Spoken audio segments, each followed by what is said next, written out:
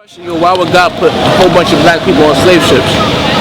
That was a question that immediately popped in my mind. Like, I'm in a Christian church, but yet nobody talk about what we've been through as black. You know, from being incarcerated at a high percentage, the single parent rate, the abortion rate, just alone the 1980 unemployment rate. There's 13 million black babies has been aborted. Like, why is that? Like, why are we so in that struggle? And I realized that no other religion, we're not a religion, but no other people address those particular like concerns in our community except we're Israelites. Exactly, because you have to understand that I address that. I just want to say, like, with the nuclear retention rate that I have, I address why that happens, and I say that in my paradigm, it has to do with us losing our culture, which I do feel is traced back to the different histories that were stolen from the indigenous people worldwide, and that it's a cultural paradigm that increases the probability that our people will be exposed to parasites, which ultimately result in dehydration and shut down our sense and connection to ourselves, and then we act dysfunctional. And so I've tracked it to specific types of parasites, and I show people how to get rid of parasites, and that's that's the root of the part of the paradigm that I'm within. What about the oppression? The oppression is a sign of the times. It's a sign that things are out of balance. It's just the way nature sends signals back. So it's a way that we're like not to be comfortable and to be diligent in finding out and continuing to progress and improve on the things that are not working, so that we can basically come together and get forced down to that like core group, like a nucleus of us that's going to really come up with the right ideas to get us out of this and do stuff that works. So sometimes it takes people who are like willing to just turn their back on everything with love and come back with something that they've developed outside of the paradigm that was already there. So that's I think what you're saying. I understand what you're saying. And with all due respect, it takes that person to then have the love in their heart to then disseminate that information back and take the time it takes to teach his brothers and do what you guys do, like out there and putting in the work. Do you think that this Israelite stuff is the answer that you might? I feel like with the Israelite diligence on family structure, values, the Christian backing, I feel like because I understand that Christianity is our culture kind of like biologically, and I'll go into that in depth because I know it's a powerful statement, but that I'll have to qualify scientifically because I'm approaching this as a real scientist. Like, this is my partner, she's a molecular cellular biologist at the PhD level, and I take this like very seriously. Like, this is my culture and my history. So I just want to qualify that. I'll explain that in a later date, but I feel like within our culture we need to get back into the roots of the foundation of like developing the family structure, and I feel like you guys put in the real work, and you have eyes to see things that most people don't, because you're developing within the paradigm of people who have those what you guys call phenotypical expressions from tribes, but also that's a spirituality marker. So that, you know, that's how we all connect. Nobody from the outside understands that shit. That's why me not knowing nothing about the Hebrew Israelites to come and have a conversation with these dudes and build, because it's not like me, I'm trying to style on them. It's because I really feel a connection. I'm trying to build with them and teach them what I know, and they're gonna teach. They've already taught me things that I didn't even know about my own history that I've been digging for. So that these are how we have to come together and pool our resources. So this is the young resource right here that we're looking for. So you guys are gonna be ready for revolution, and revolution is basically about bringing our culture back full circle, so that we don't we don't have to be out here like this, embarrassed, fighting and struggling, and really it's just a parasite overgrowth paradigm. Now that goes very, very in depth as to what is being explained in the Bible sometimes, like how the devil is a liar. When you have yeast overgrowth, it disrupts your brain, right? It takes quantifiable wavelengths in the electromagnetic spectrum, or it takes wavelengths in the electromagnetic spectrum, and it puts it into quantifiable data, and you can see what's going on around you. So that could be your sight and photons, that could be sound and sound waves, that could be different things that affect you. But when you have something in between your outside receptors and your neuromelanin, which helps you assimilate all those wavelengths, then you're corrupt. And that has to do with microenvironment, and that has to do with diet, and that has to do with parasites that interrupt us. When they say the devil is a liar, I believe that they're talking about yeast overgrowth. And as I did my studies in the Bible, I had disseminated that the information had to do with white people switching our culture around. That's why they have Jesus drinking water. Like You would say wine. that the white man is the devil. I would have to say that the white man is corrupt by the very nature of his chromosomes having been dehydrated and mutated. Okay. That's exactly what happened.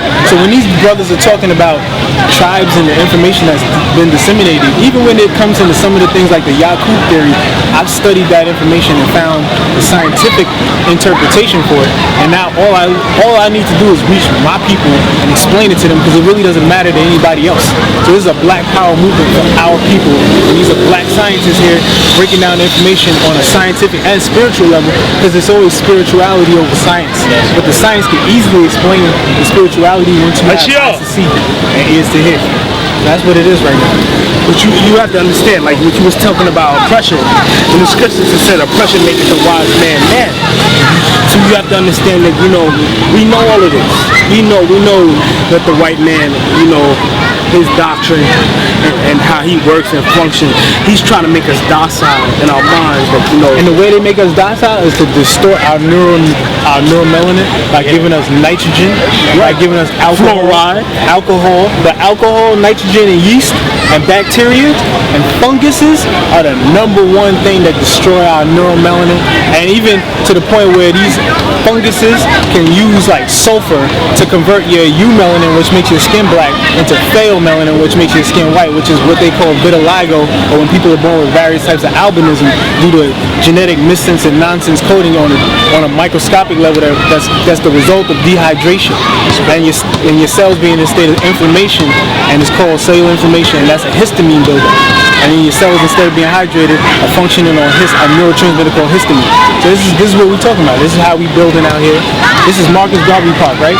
I just want to say this. I feel a special connection to Marcus Garvey, because when I researched him, like the programming of the society didn't have me research Marcus Garvey well until I was like, 2 years ago, right? And I had found out that Marcus Garvey was a real spiritual man. So people talk about him being a Christian, and I consider myself a Gnostic Christian, but that's a knowing Christian.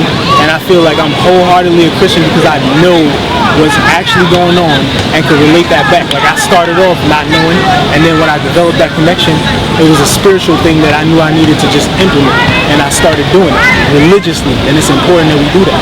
But I just want to say that when I learned about Marcus Garvey, he had discovered like his ISIS, and that was his woman. Marcus Garvey was born on August 17th, so that's going to be in a few weeks from now, and I was born on August 7th.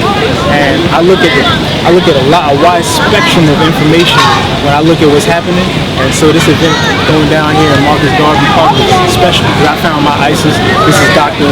Sadiqa Scott, and you know what we do out here.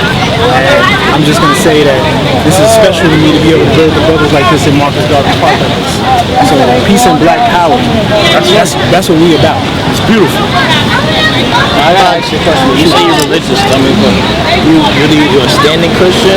Like, you know what the word Christian means, right? I know what Christian means, but I have my own paradigm as far as what I discern Christian to mean, and it represented the highest level of consciousness that can be delivered through the human medium.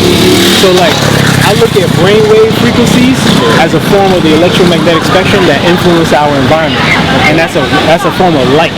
But Christianity has to do with light cultivation, but only the people who can do it have our phenotypical and our basically development. So when I say myself as a Christian by biological like markers, is because I'm basically this copper tone hue that allows me to assimilate light information from my environment and to disseminate it back with high levels of integrity. And that's what I feel like when you look at the metaphors for what Christianity was, when you look at how it's distorted over time, it ultimately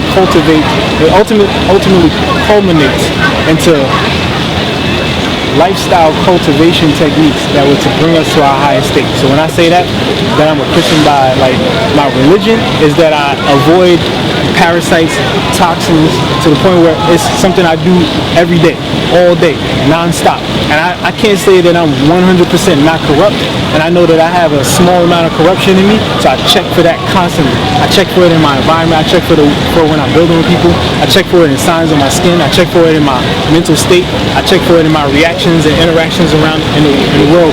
But it's basically, for me, a form of cultivation that takes place when you are within the paradigm of being black. And this is something that nobody else can do and nobody else can speak on except for us, because we're the only ones who can experience it. So when I say a Christian by biological like markers, that's what I'm talking about. So So it means you basically deal on the spiritual level. You know what I'm saying? yeah, the spiritual level. Yeah. Oh yeah, okay. Spirituality is the excuse me. Spirituality is of utmost importance. So I explain like I use the science to validate my spirituality, but no science can validate the spirituality that I've been able to experience. But I know that people can experience it when they just build with me. No, I can't say people. My people can experience it when they build with me. Right. But people can then relate that to the sciences and then put a value on my depth. And then I can deliver a powerful message in a short amount of time.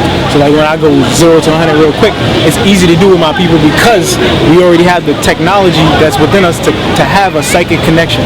And that's through certain neurotransmitter activity and brainwave frequencies that I've been, I want to ask you a question. When you're dealing with Christianity, do you know that when you're dealing with Christianity, you're supposed to deal on a code with the same as Christ? That not with how the Catholic Church and the Christian Church is dealing with Christianity.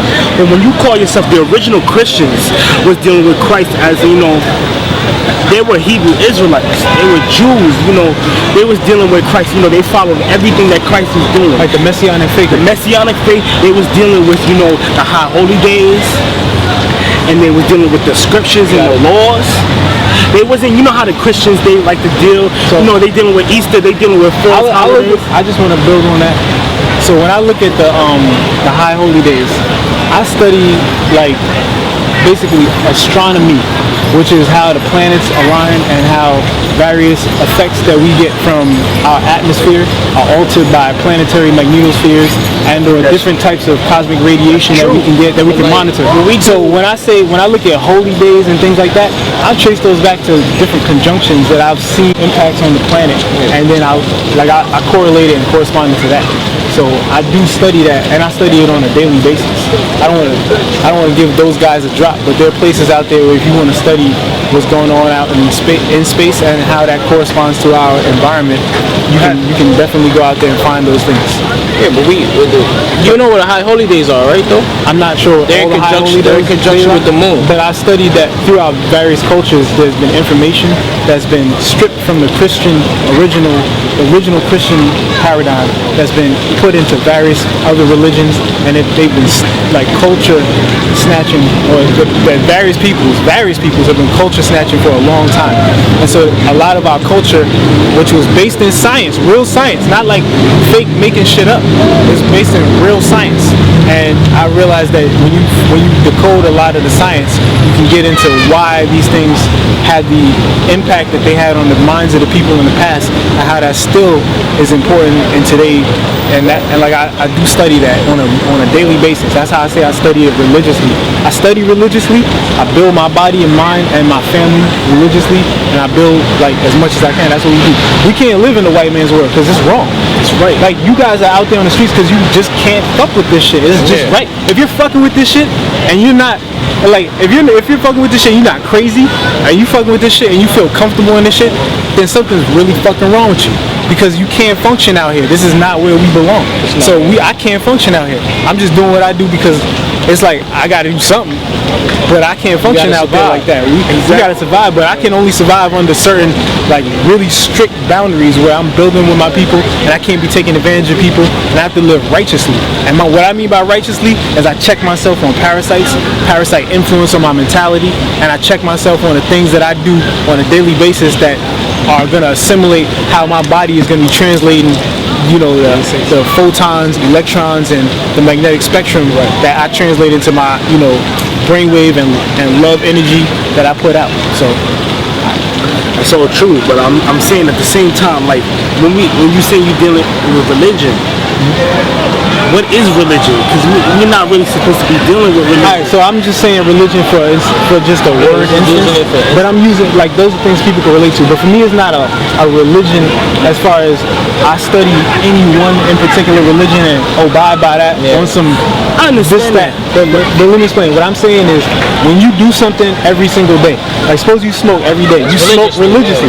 So when I say I'm religious, my repetition has to do with cultivating my genetics, which is how my body is going to translate light frequencies on the electromagnetic spectrum that I interpret as my data and how I treat people. It's like body language has to do with interpreting what you see in a person, what you hear when you feel them, how you feel, how their bodies are releasing neurotransmitters, and then you're breathing those in. So that's how you can disseminate whether a person is telling the truth or a lie. So I cultivate those so I can stay in the path of truth, because we in the Armageddon here. Like if niggas don't know, the reason these dudes are out there like they are is because we're literally in the Armageddon. And it's like only the warriors are really built for this. So this is who I gotta reach. I'm not reaching somebody who's gonna worry about me saying fuck. Because if you're not realizing what time we in, then I mean you're not really for the movement. So I'm only building with people who's really on top of the game and know what time it is and are building on that spiritual level. And we feel the same way. But at the same time, when we're dealing with the word religion, you know, we break the word down and then we deal I don't know, like where does the word religion come from? You know, it comes from the Latin word rely, when it means to hold back. Because you know, all these churches they're dealing with religion in the school books, in the schools, in the colleges.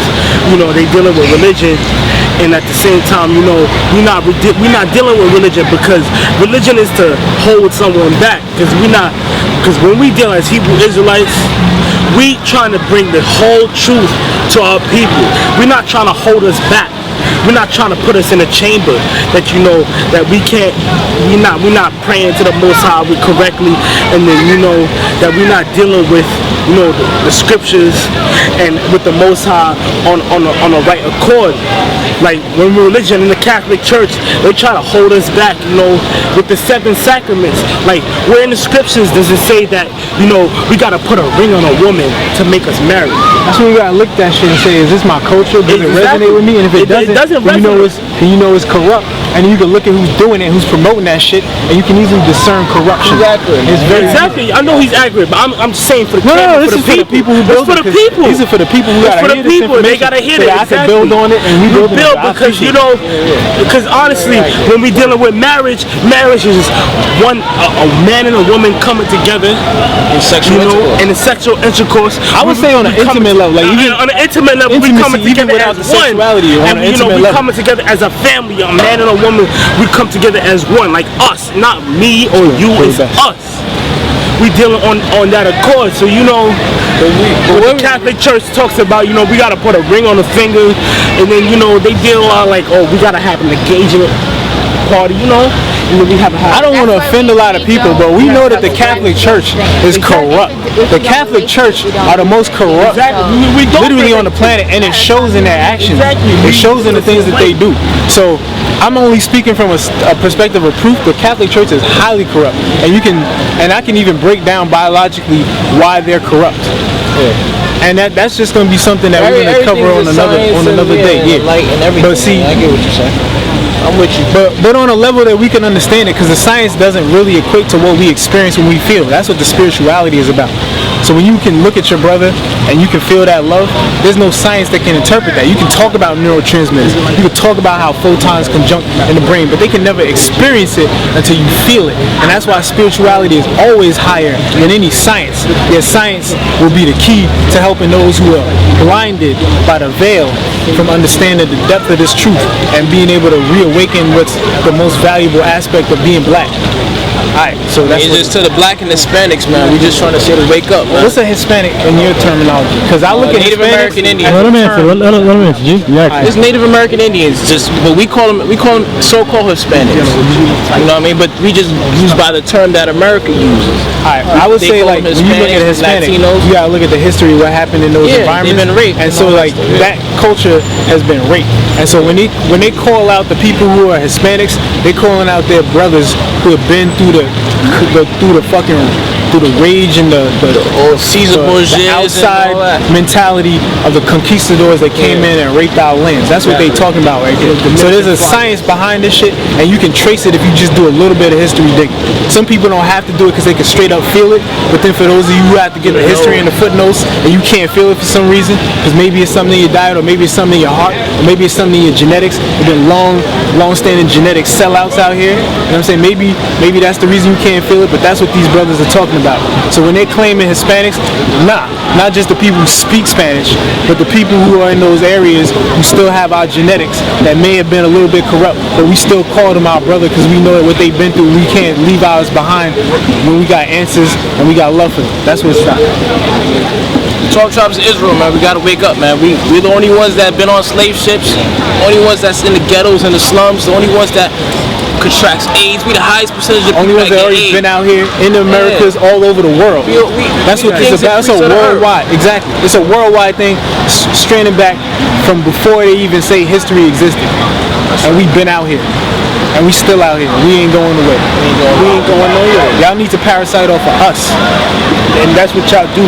All y'all white people in y'all different nations. But you gotta understand, they do it not based on a choice. It's actually a parasite overgrowth that causes the corruption. So when we get our shit together and we show them and we make it popular and cool, they're gonna get with it. And it's it's hard. Imagine you woke up one day, you realize, oh shit, I'm the spawn of I'm a demon. What would you do? Like honestly, if you choking, right, and there's $100,000 piece around you, right, and you choking, are you gonna care about that $100,000 piece? Or you be like, oh shit, you gonna knock that over. It's not gonna be of any value. So for them, when they come outside and they get burned by the sun, their subconscious programming is that of, wow, this is uncomfortable. They're gonna have a dislike for us. So you gotta treat them with love and respect. And by showing it within, look, you gotta show it within how you treat your own people. And then they're gonna look. Then we should treat them with authority. No, you gotta treat them with the respect. Like, you guys are different from us. You can't be a part of what we do. We're not gonna try to have any kind of physical altercations, but we don't want you over here invading. Like authoritative. That's authoritative, yeah, respectful. That's what the Most High gave us in the beginning. He talked about the eldest shall serve the younger. Esau was born first, and then Jacob. And it was meant for Esau, or the white man, to serve us as people. It was our job to keep them in, be the leaders of the earth. And when we fell off and stopped doing what we were supposed to do, that's how they got to take over, and now the world is where it is today. There's hunger. On a scientific level, that's happened through fungal overgrowth. And what you're seeing when you see the white man is actually recessive genetic traits. You know that they're recessive genetic traits, but the way that it happens is through chromosomal dehydration. And that happens when parasites get into the genome and start to alter the coding that happens. And it results in missense and nonsense coding. That's through dehydration. They had to be black first. Well, I would say that what it is, they were albino. I would say what it is they're not just albino. They're a type of fungus. So you're getting a mixture. So they're not human then. No, not like that could be a theory. But look, it happens. Or it's not explanation for the curse that the Most High put on them. That's a theory or an explanation. Yeah, like you said, it could be either or.